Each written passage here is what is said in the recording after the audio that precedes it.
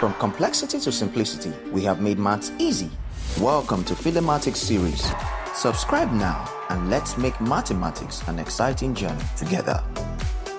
Here is question 21 of NECO 2025 and it's on simple equation.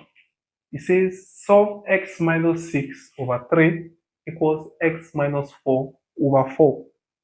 So what you do here is just multiply both sides, that is cross multiply, or you multiply both sides by the LCM, which is 12.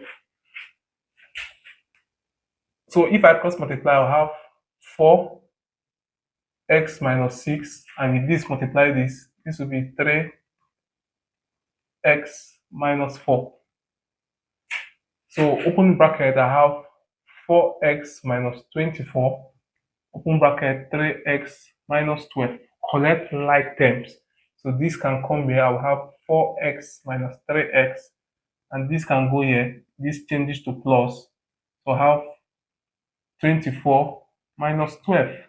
4x minus 3x is x.